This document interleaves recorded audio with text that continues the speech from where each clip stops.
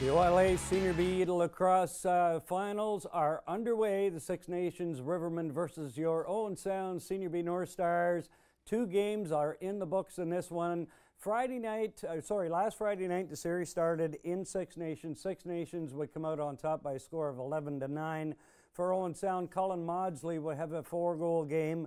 Rob Milnes, Ken Colson, Matt McLeod, Travis Sabalix, and Andy Campbell with singles in the losing cause. Six Nations would take a 1-0 series lead.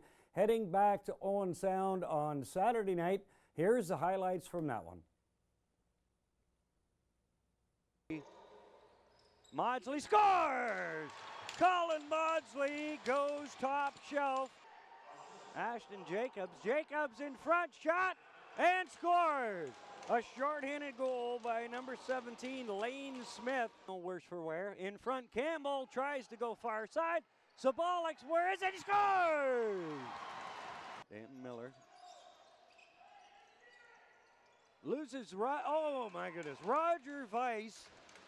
Weiss over the shoulder to Smith. Shot right down, rebound, scores! Owen Sound misplayed that ball off the rebound. Danton Miller picks it up, and Owen Sound will have at least one chance. There's a shot, scores! What an absolute rocket by Lane Smith. North Stars pressing, comes inside, Milnes. Colson scores! Kenny, what a beautiful passing play. Plays it back out, Weiss fires, what a save, Tyler Glebe. Shot and scores. Brett Clougher fires, scores! Brett Clougher finally. Owen Sound is going to have a 3-minute power play.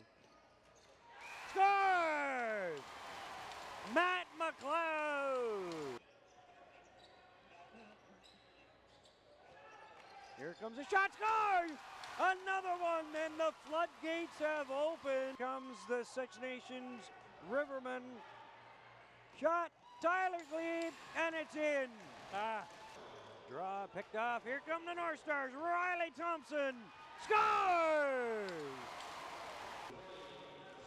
The North Stars holding on to a 7-6 lead. Shot, scores! Works it in. Six Nations looking for that one shot, and here comes Roger Weiss, scores! And that's the one shot. Rob Milnes runs a pick inside. Cello scores! Now here comes number 66, Keto Hill. Shot and scores! Only 14 seconds remaining in the Six Nations penalty. Here's Campbell! Shot! It's a goal!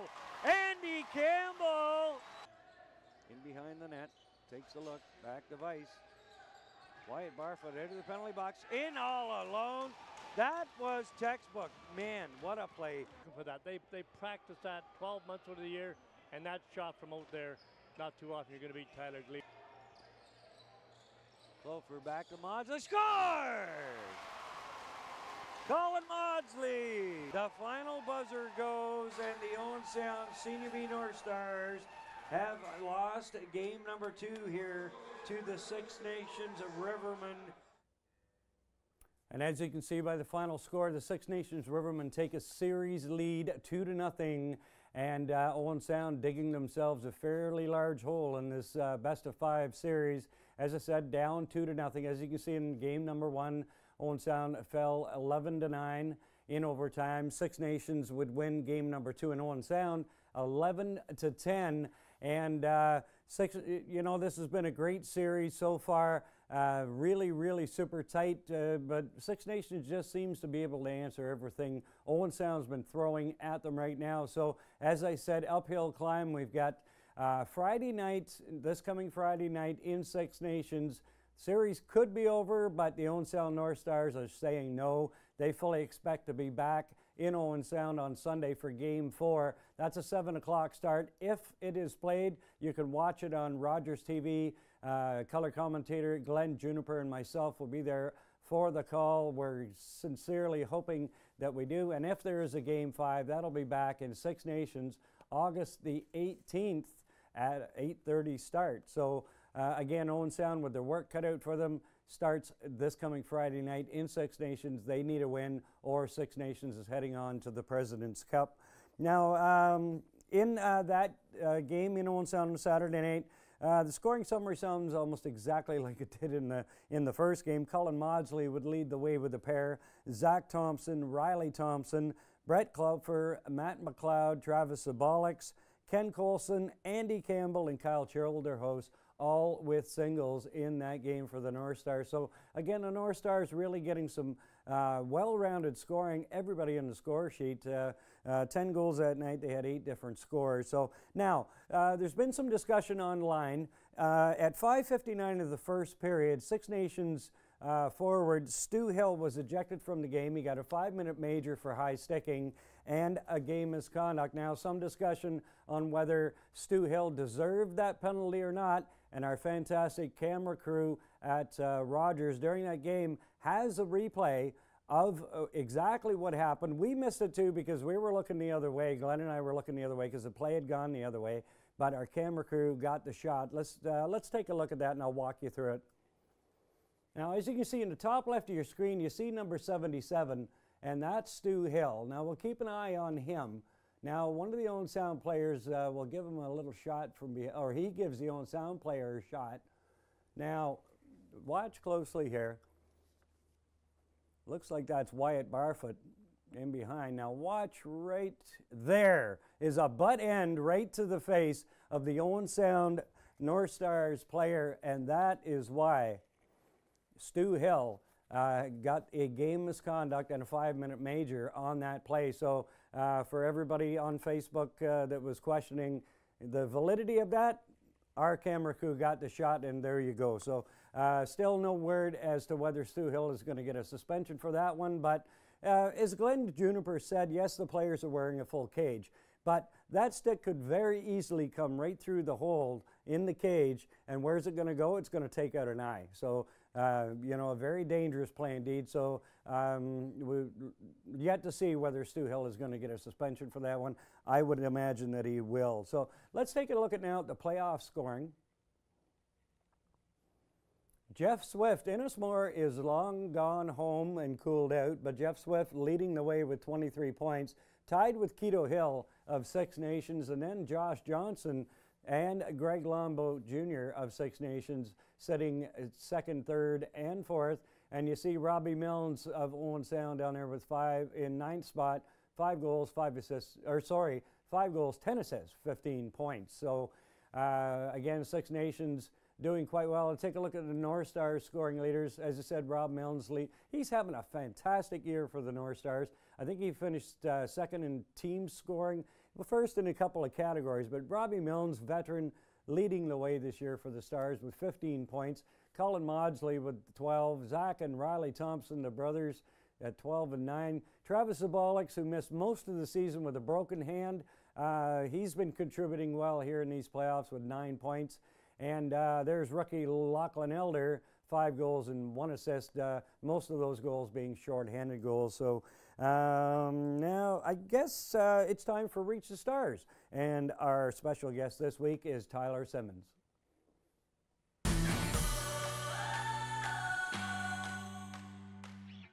Question number 1. What or who inspired you to start? Can we start over? That really sucked. Okay. Welcome to Reach the Stars. Our featured player this week is Tyler Symonds. Tyler, welcome. How are you doing today? I'm doing great. Good to be here. All right. Question number 1. What or who inspired you to start playing lacrosse? Well, I guess it would have been my dad. He got me my first lacrosse stick for my birthday back when I was just a little kid. And ever since, it's just picked it up and haven't put it down. All right. Question number 2. And this is from a fan, 10-year-old super fan, Braden Dyer, wants to know, do you hope to play in the NLL someday? Well, definitely. I'm still trying to keep the dream alive. I've been working out a lot this year, and we're going to see how that works out and out on the floor for me. All right. Number 3, one player, either a past or present, that you would love to play alongside of. There's a lot of them out there. I grew up playing in Orangeville, so I come from a background of a lot of very talented players, so it's hard to choose from. I can't quite pinpoint one that I'd like to play with at the moment, but definitely a lot of the guys out there that I'd like to play with. Tons of talent in the Orangeville and Owen Sound area, that's for sure. All right. In a war, which teammate would you like fighting alongside of you? I think I'd take D. Nixon. He's a little scrappy little guy, and I like the little chip on his shoulder he's got. All right. And number 5, the best team you've ever played on? It would probably be, I played Junior B in Orangeville. Again, I'm biased to Orangeville guys, but I played my last year there, and we did have a pretty good run, but I'd say we didn't end up winning or anything like that, but that was probably one of my favorite teams I played on. All right. And number 6, your favorite pregame meal? Favorite pregame meal? I'd say a big plate of pasta, spaghetti and meatballs, my go-to.